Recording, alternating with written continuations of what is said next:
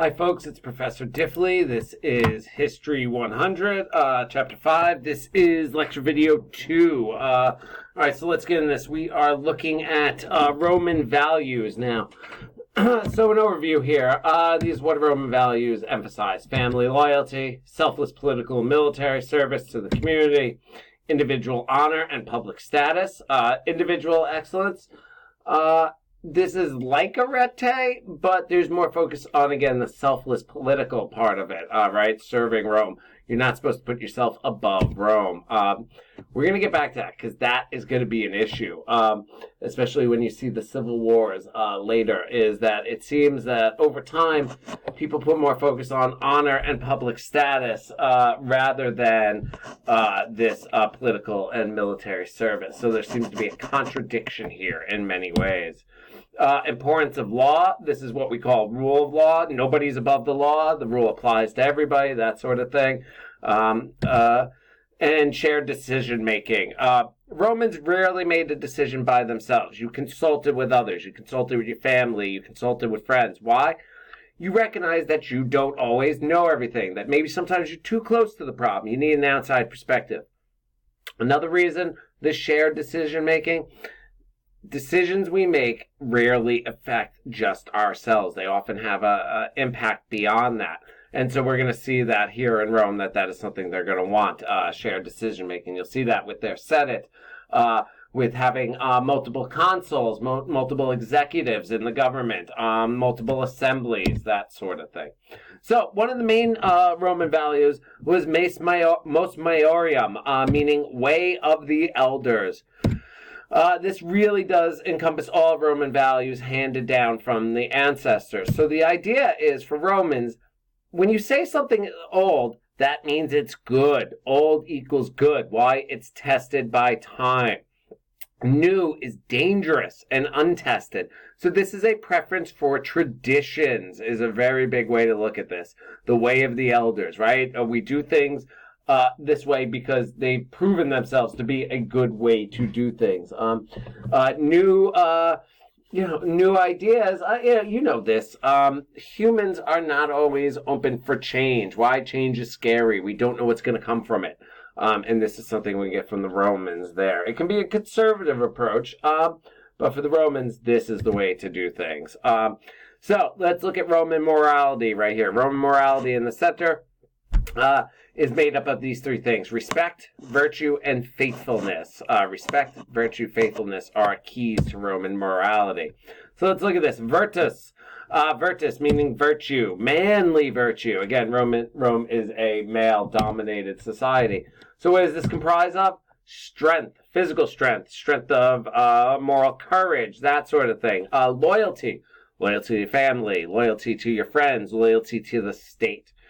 Especially courage in war, wisdom, to learn, to know things, moral purity, especially later, right? You're supposed to be a good, virtuous person, and that is for others. So one thing for the Romans, they no public displays of affection, things like that. And you're supposed to look at the interest of others, right? The state, the parents, then yourselves, right? So that is the order. It is for Rome, to honor your family, and then you think about your self is the goal here. That is what virtus is. And you see this under Augustus Caesar, which we'll get into the next chapter. They would put these virtues on coins, right? This is to remind people. This is like the mass marketing of the day. Everybody's going to use the coins. But this is virtus, virtue. Fides, fidelity. Faithfulness is that. A good faith. You do things in good faith. Here you see the handshake here. You often see this maybe as what's called the gentleman's agreement. A gentleman's agreement is where we don't need a contract between us. We don't need a binding legal document. Why? We can shake hands and we'll know that we're going to carry through on our promises, right? So that is what faithfulness is, and that's what it means for what they used to call a gentleman's agreement, right? We both have faith that we're going to do well. And good faith means you go into things not trying to trick people, right? You're trying to do good. You're not trying to mislead, that sort of thing. Fides also means keeping one's obligations no matter what. You make a promise, and it turns out that it could hurt you, right? Financially, let's say, you still do it. Why? Because your word is all you have. Right? That is what you have of value is keeping your word. So no matter what, you keep your obligations to others. You keep your promises. Showing due respect to the gods, pietas, or piety, and family were highly valued. Men, keep your word, pay your debts, treat everyone with the justice due to their rank in society. So, remember, in the ancient world, they don't see everybody as equal, that there are different ranks, and everybody, to justice today means to treat everybody equally. Not for the Romans. You treated them due to their rank in society. So the upper classes, what we'll see, as the patricians, are due more respect and justice than the plebes, everybody else there. But that's what we're going for here. For women, to the Romans, women kept faithfulness by remaining virgins before their marriage. We'll see this with the Vestal virgins. You could see that in the video on their religion. To meet one's obligations offended the community and the gods, right? Because you represent everybody. This idea of pay your debts, especially. We'll see this with the Romans, especially Julius Caesar, the Ides of March. March used to be the first month of the year after the New Year, and so the idea was, why were the Ides, that's the middle of the month, is you were expected to pay up your debts by that point. And the Romans had a belief that, once the New Year begins, you start with a clean slate, and one way to do that is to pay your debts. You owe someone something, you pay them back. Again, your word is all you have, right? It's your reputation, and that's what they're going for here. Stoicism and Roman values. This is about the Roman philosopher and Emperor Marcus Aurelius. Stoicism, ancient Greek philosophy, but really sees itself here in Rome. I'll post the Stoicism video in Blackboard. Really take a look at that. What it really shows is it emphasized self-control, limiting displays of emotion, and perseverance. Perseverance in the face of obstacles. I mean, a real big part of Stoicism is the idea is that it's not the thing. It's overcoming challenges, right? It's overcoming these things. It's how we approach them. Do we let things get us down, or do we try to rise above them? But really see the a video, and it will talk about how important this was for the Romans there. So, respect, another part of this. Living and exhibiting these values earn one the respect of others. So, the Romans had this idea that a prestige, and you can see it down here, is that, even if the person didn't have authority, like they weren't a government official, they had, what do I mean by authority? They don't have a full government position or a formal government position. We still respected them because they had authority, this prestige, that you obey regardless if the person has official power or not. That, this goes with the Roman idea that some people are naturally superiors to others, that this hierarchy. And this is the idea of respected reputations, right? This is, as I said in the last slide, reputation matters here. Women could achieve this too by bearing legitimate children, providing children with a moral education, good reputation amongst friends and family. Again, you can see this idea. But people will follow others for their prestige, not just because they're the leader. And that's it. This is someone in the neighborhood, you trust them, that sort of idea.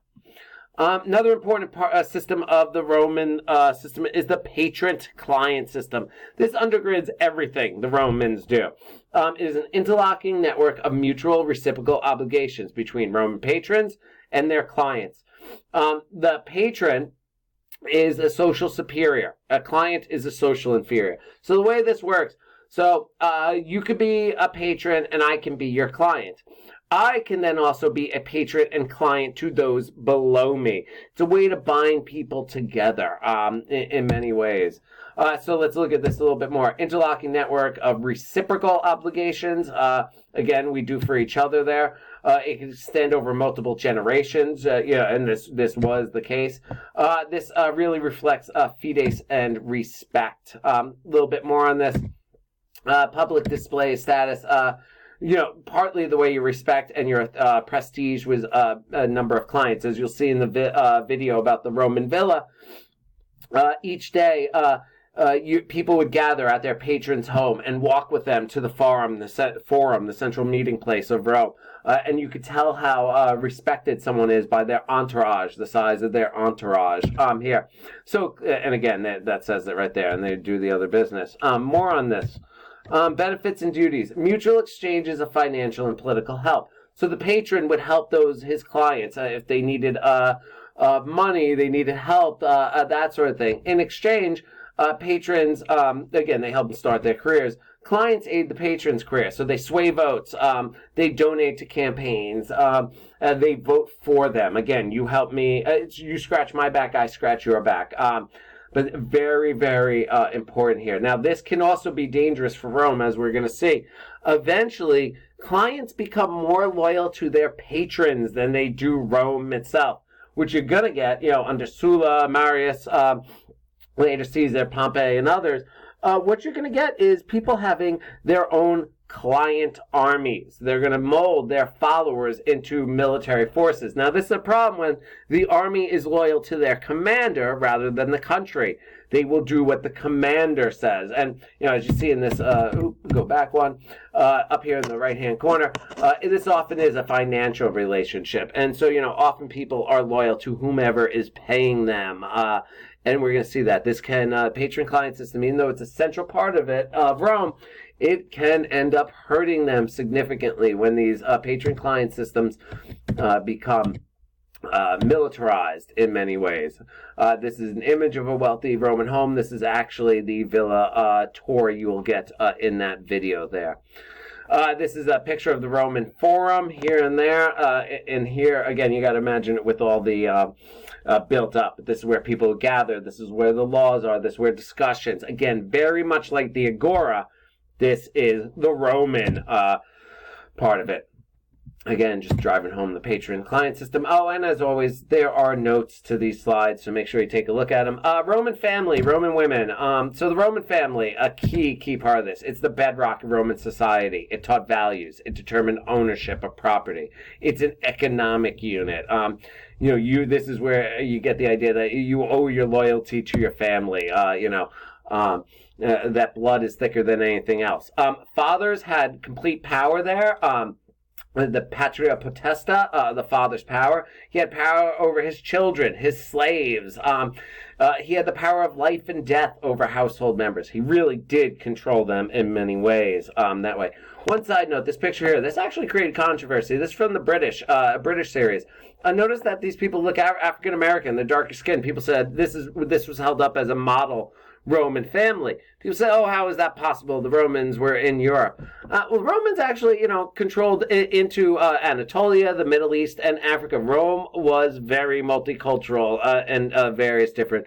So, yes, you did have people of different colors in Rome. It's not just what were often depicted as the Italians there. But side note on that. But yeah, the Roman family, really, really important. The patria potesta there.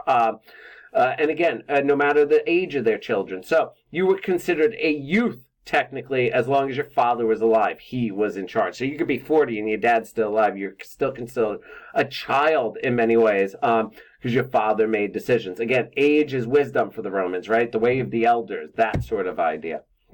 However, women did have some freedom. Not all husbands controlled their wives. What fathers would do was keep the daughters under their control, right? And this was mostly to protect them, right?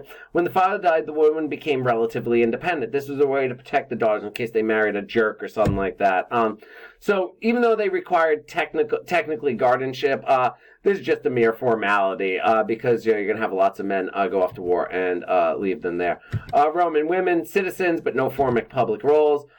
They could exert influence, allowed dinner parties and symposia. Famous one on this, how important women are, is they passed a law in Rome that women couldn't wear jewelry on the streets. The Roman women went on a strike, a sex strike, and refused to do any work. The next day, they repealed the law. So women could exert influence here. Make sure you take a look at the videos for this. on Blackboard. And so that is, we'll come back to this in part 3 here.